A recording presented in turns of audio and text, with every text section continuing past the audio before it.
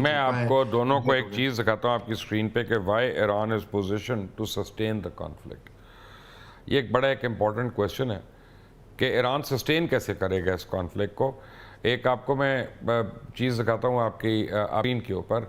Let's hope my my producer can play it वहाँ पे। और देखें अब ये सर्वाइवल स्ट्रेटजी जो है ना उनकी, कि ये वॉर ऑफ सर्वाइवल है, जो मैंने आपको पहले कहा। ये 5000 साल पुरानी तारीख है। अब उन्होंने क्या किया, डिसेंट्रलाइज कर दिया अपनी कमांड को। जब पहले दिन उनके इतने लोग चले गए, शहीद हो गए, तो उनके 31 प्रोविंस हैं, उन्होंने सारों को डिसेंट्रलाइज कर दिया। हर कमांडर अपनी अपनी जगह बैठ के ठाठा ठू ठू कर रहा है, और जिसका जो दिल करता है वो गुलेल चला देता है, जिसका दो दिल करता है पत्थर मार देता है। तो अब अगर आप डील भी करते हैं तो आप एक साथ 31 लोगों से आपको डील करनी पड़ेगी, आप एक से तो कर नहीं सकते। टेक्नोलॉजी का शिफ्ट हमने देखा है यहाँ पे, कि जो सैटेलाइट यूसेज है ईरान के पास, और जितनी प्रिसीजन वो स्ट्राइक्स कर रहे हैं, और उसके जो ड्रोन्स हैं शायद 1 और 2 और ये सारे, और उसके जो हाइपरसोनिक मिसाइल्स हैं, बैलिस्टिक मिसाइल्स, अभी तो वो पूरे यूज़ भी नहीं हुए। लेकिन जो एलिमेंट्री मिसाइल्स यूज़ हुए उन्होंने भी देव created havoc not only in Israel but also in the middle east. और इसराइल में मुझे अब ये पता चला है कि कम से कम 60-70 बिलियन डॉलर का नुकसान हो चुका है। और अब ये है कि कह सकते हैं कि उसको फॉरेन बैकिंग है। अब ये हम तो शक पे कह रहे हैं कि चाइना की भी है, रशिया की भी है, और वो भाईजान एक तड़प रहे हैं दूसरे नॉर्थ कोरिया वाले के किसी तरह मुझे भी जंग में ले आओ, लेकिन खैर अभी उनकी नहीं एंट्री हुई। एसिमेट्रिक एडवांटेज तो है यहाँ पे। और ये देखें, पॉलिटिकल मिस कैलकुलेशन हो गई है ट्रंप इंतज़ामिया से, कि अगर हम टॉप लीडरशिप को मारते हैं तो फ़ौरन रजीम चेंज हो जाएगा। रजीम चेंज तो नहीं हुआ, और अब मुश्किल है, अब सारे इकट्ठे हैं। आमिर गौरी, इस चार्ट को देखें अच्छी तरह, अब फिर मुझे अपनी मैं राय दें। हटा दें। मुबशर मेरी बात सुने मेरा। मैं काफी अरसे से ये जो है ना हटा ड्रामा दें। रिजीम चेंज वाला, I don't believe it now. देखें, मुझे इस तरह लगता है कि आपको याद होगा 1993 में किताब आई थी हंटिंगटन की, क्लैश ऑफ सिविलाइजेशन। हाँ जी। तब तक सोवियत यूनियन जो है वो टूट चुका था, 2 साल हो चुके थे उसको। और उन्होंने आइडेंटिफाई किया था जो इस्लामिक सिविलाइजेशन है उसको as one of the civilisations जो चैलेंज करेंगी अमेरिका की प्रीपोंडेंस को। अब उसके अंदर आप ये देखें कि सिर्फ और सिर्फ पिछले आप 4 से 5 हफ्ते देख लें, उसको एक्सटेंड करते हैं बाज लोग 5 महीने ले जाएं, कि पाकिस्तान से लेके लिबिया तक जो आलम इस्लाम है सारा, उसके अंदर एक अर्थक्वेक है। पाकिस्तान अफगानिस्तान के साथ लड़ रहा है, ईरान जो है वो उसने कल को सुलह हो जाती है, बातचीत हो जाती है, नहीं हो जाती, गल्फ कंट्रीज जो हैं सारी की सारी उसके अंदर अपने आप को हॉरिबली आइसोलेट किया है कल के लिए, जब ये वॉर खत्म हो जाएगी। ये कहना ठीक है कि जी मैंने चूंकि जीसीसी के हर मुल्क के अंदर अमेरिका का अड्डा है, बहरीन में नेवल अड्डा है, सेंटकॉम का हेडक्वार्टर कतर में है, कुवैत के अंदर है, वो उदैद एयरपोर्ट है, मतलब अड्डा है, सऊदी अरब के अंदर है। तो उसने कहा जी मैं तो सऊदी अरबियों को मार रहा हूँ।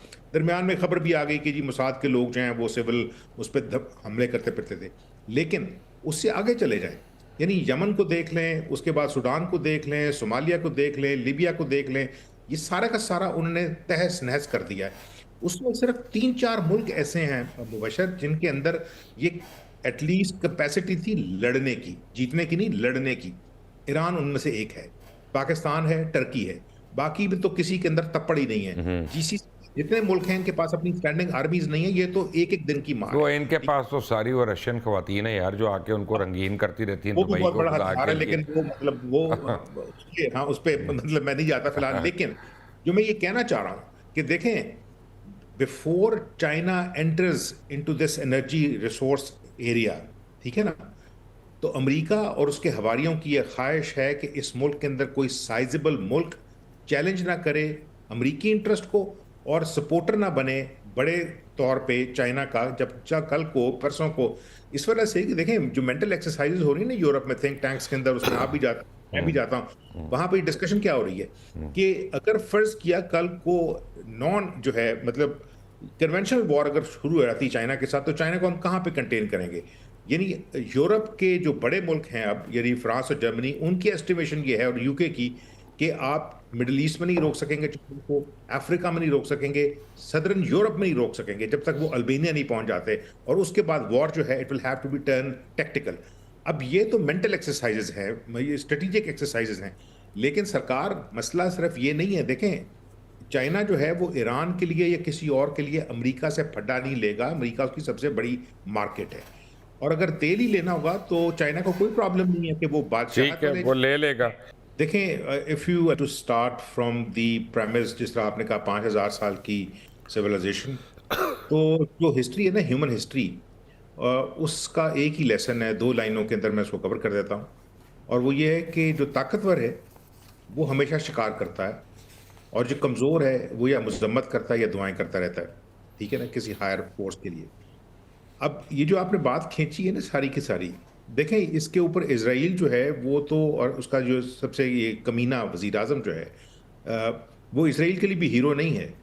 वहाँ उसकी अपोज़िशन है, लेकिन वो पिछले तकरीबन 30-35 साल से इस प्रोजेक्ट के ऊपर है, और प्रोजेक्ट ये था कि मिडल ईस्ट के अंदर जो साइज़ेबल कंट्रीज़ हैं, उनको एक के बाद एक करके तोड़ा जाए। उसने जो अपनी इमीडिएट नेबरहुड है, उसको तो हमेशा से बहुत अरसे से बिल्कुल, जिसको पंजाबी का लफ्ज़ है ना, खस्सी करके रखा हुआ है। 78 के अंदर जब उसका इजिप्ट के साथ कैंप डेविड मुआहदा हुआ था, तो इजिप्ट जो है उसका कोई इंटरेस्ट नहीं है इसराइल को तंग करने का। जॉर्डन के अंदर सख्त ही नहीं है। सीरिया के साथ जंगें हुई थी, सीरिया जो है वो कब का जो है वो टूट चुका। जब से बशर अल असद गया तो उसके बाद तो जान ही नहीं रह गई।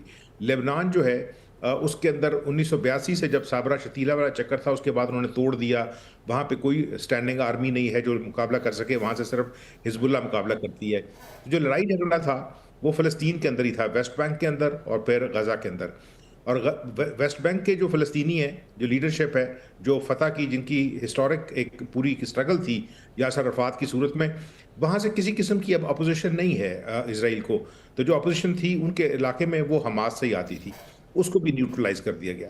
तो अब ये जो चीज़ है जिसके अंदर उन्होंने ये कहा था कि चूँकि इज़राइल ये कहता था कि बहुत अरसे से ईरान जो है वो शिया एक्सेस को इस्तेमाल करके, इन्फ्लुएंस को इस्तेमाल करके मेरे गिर्द एनसर्कलमेंट करना चाहता है। वो चाहे यमन एक के अंदर हो। एक छोटा सा, if I may interject Aamir, जल्दी से बताइएगा। हमास तो टोटल सुन्नी है, तो ईरान ने उसको भी अट्रैक्ट कर लिया, तो वो तो सिर्फ शिया कहना उनको, ये तो ज़रा गलत बात होगी।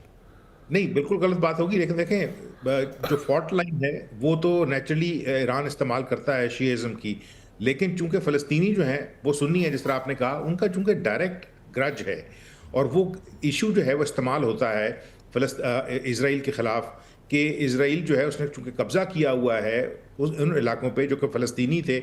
अब फ़लस्तीनी शिया हों या सुन्नी हों, लेकिन दैट बेसिकली बिकम द कॉज़स बैली, जो वो जंग की वजह बनता है। लेकिन उसका जो आसपास सपोर्ट नेटवर्क था, जो लड़ते थे लोग, उनमें ज़्यादातर शिया थे, ये इल्ज़ाम लगता है, आप समझ लें। ज़रूरी नहीं, क्योंकि अगर सिर्फ शिया सुन्नी की फॉल्ट लाइन इस्तेमाल की जाए तो 68% जो इराक है वो शिया है, जिसने ईरान के साथ 8 साल की जंग लड़ी, दोनों लड़ लड़ के तकरीबन ख़त्म हो गए थे।